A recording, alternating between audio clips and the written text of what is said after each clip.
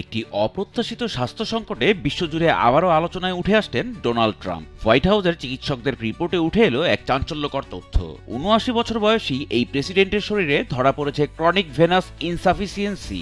সহজ বাংলায় বলা যায়, শিরাজনিত রক্ত সঞ্চালন ব্যাধিতে ভুগছেন মার্কিন president Donald Trump. An echocardiogram was also performed and confirmed. ট্রাম্পের হাতে দেখা দিয়েছে রহস্যজনক কালশিটে দাগ আর পায়ে ফোলাভাব, যা অনলাইনে ছড়িয়েছে নানা গুজব। গত ১৭ জুলাই বৃহস্পতিবার হোয়াইট হাউসের মুখপাত্র ক্যারোলিন লেভিট এক সংবাদ সম্মেলনে নিশ্চিত করেন, Donald Trump chronic venous insufficiency বা দীর্ঘমেয়াদী শিরাজনিত রক্ত সঞ্চালন ব্যাধিতে ভুগছেন। ৭০ বছরের বেশি বয়সী ব্যক্তিদের মধ্যে এটি একটি সাধারণ অবস্থা, যেখানে শিরার ক্ষতির কারণে রক্ত স্বাভাবিকভাবে প্রবাহিত হতে পারে না।